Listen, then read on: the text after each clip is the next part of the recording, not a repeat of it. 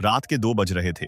अरब सागर में अंधेरा था और उस अंधेरे को चीरते हुए एक विशाल अमेरिकी युद्धपोत तेज रफ्तार से आगे बढ़ रहा था। जहाज पर तैनात सैनिक अपनी अपनी ड्यूटी पर थे। रडार चल रहे थे। सब कुछ सामान्य लग रहा था, लेकिन कुछ ही किलोमीटर दूर एक ईरानी कंट्रोल रूम में एक अधिकारी अपनी स्क्रीन को देख रहा था, बड़े इत्मीनान से, बिना किसी घबराहट के, क्योंकि उसने पहले से ही अपना काम कर दिया था। उसने कोई मिसाइल नहीं दागी थी, कोई फाइटर जेट नहीं भेजा था। उसने बस पानी में कुछ डाला था हफ्तों पहले, और वो चीज वहां उस काले ठंडे पानी में चुपचाप इंतजार कर रही थी। यही है आज की कहानी का असली किरदार। एक ऐसा हथियार जो न दिखता है, न आवाज करता है, लेकिन जब फटता है तो लाखों टन का जहाज पल भर में तबाह हो जाता है। बात करते हैं उस तनाव की जो पिछले कुछ हफ्तों में अरब सागर और पर्शियन गल्फ में बढ़ता जा रहा है। अमेरिका ने अपने एक युद्धपोत को ईरान के तटीय इलाके के बेहद करीब भेजा। सामान्य नौसैनिक अभ्यास नहीं था, यह एक संदेश था, एक ताकत का प्रदर्शन। लेकिन जो लोग सोचते हैं कि ईरान इससे डर जाएगा, वो शायद ईरान की रणनीति को समझते नहीं।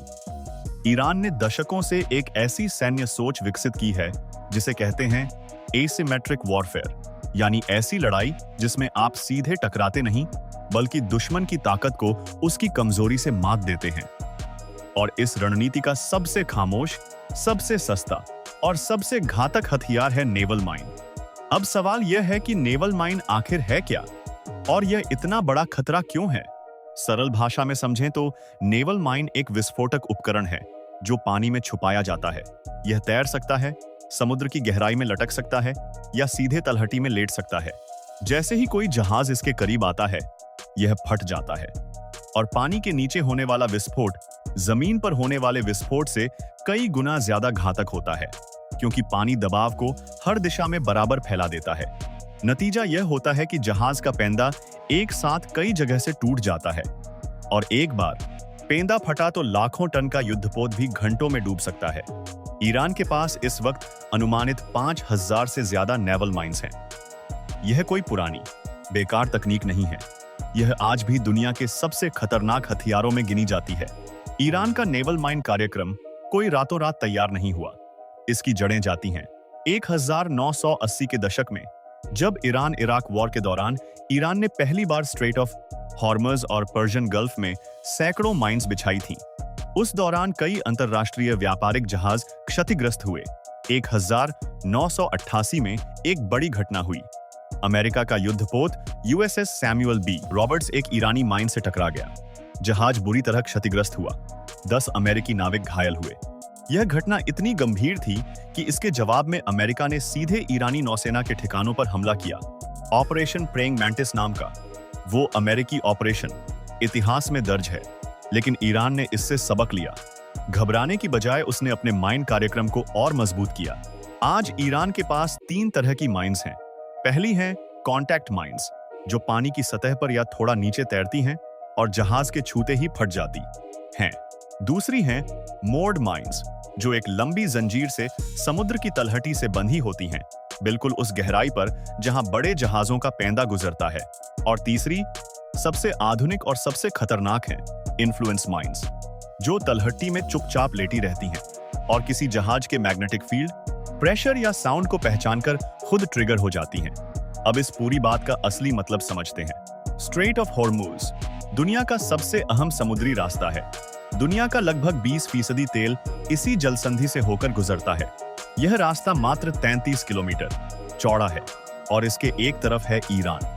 अगर ईरान कभी इस जलसंधि में माइंस बिछा दे तो रातों रात दुनिया भर में तेल की आपूर्ति रुक सकती है। तेल की कीमतें आसमान छू सकती हैं। यूरोप, एशिया, अमेरिका, हर तरफ आर्थिक हलचल मच सकती है। भारत भी इससे अछूता नहीं रहेगा, क्योंकि हम अपनी ऊर्जा जरूरतों का एक बड़ा हिस्सा इसी इलाके से पूरा करते हैं। यही वजह है कि अमेरिका, यूरोप और खाड़ी के तमाम देश ईरान की इस क्षमता को लेकर हमेशा सतर्क रहते हैं। और यही वजह है कि जब कोई अमेरिकी युद्धपोत ईरान के तट के पास जाता है तो वो सिर्फ एक नौसैनिक घटना नहीं होती, वो दुनिया की अर्थव्यवस्था के लिए भी एक अलार्म होती है। यहाँ एक बात है जो ज्यादातर लोग नहीं जानते। नेवल माइंस को हटाना उन्हें बिछाने से कई गुना मुश्किल, खर्चीला और खतरनाक काम है। इसके लिए खास जहाजों की जरूरत होती है जिन्हें माइन स्वीपर्स कहते हैं। ये जहाज बेहद धीमी गति से चलते हैं और सोनार व सेंसर से पानी के नीचे माइंस ढूंढते हैं। लेकिन यह काम हफ्तों और कभी महीनों का होता है और इस पूरे दौरान उस पूरे समुद्री रास्ते पर कोई ऑयल टैंकर नहीं जा सकता, कोई कार्गो शिप नहीं जा सकती, कोई युद्धपोत नहीं जा सकता। तो ईरान की असली ताकत यह नहीं है कि वो माइंस फोड़ेगा, बल्कि असली ताकत यह है कि अगर उसने माइंस बिछाई तो उन्हें हटाने में इतना वक्त लगेगा कि दुनिया तब तक आर्थिक संकट में घिर चुकी होगी। और एक और चौंकाने वाला तथ्य यह है कि एक आधुनिक अमेरिकी एयरक्राफ्ट कैरियर की कीमत होती है लगभग 13 अरब डॉलर और एक नेवल माइन की कीमत मात्र 1000 से 10,000 डॉलर। सोचिए, एक देश जो अरबों डॉलर का युद्धपोत बनाता है वो $1000 की एक माइन से तबाह हो सकता है। अब सवाल यह है कि आगे क्या होगा? जब एक अमेरिकी युद्धपोत ईरान के तट के इतने करीब जाता है तो दोनों तरफ का कमांडर एक साथ कई हिसाब लगा रहा होता है। अमेरिका का संदेश साफ है कि हम यहां हैं और हम डरते नहीं, और ईरान का जवाब भी उतना ही साफ है कि हम भी तैयार हैं। विशेषज्ञ मानते हैं कि ईरान कभी अमेरिका से सीधी जंग नहीं लड़ेगा, क्योंकि वो जानता है कि सीधे टकराव में उसे भारी नुकसान होगा। लेकिन एसिमेट्रिक वॉरफेयर में ईरान के पास ऐसे विकल्प हैं जो अमेरिका को भी महंगे पड़ सकते हैं।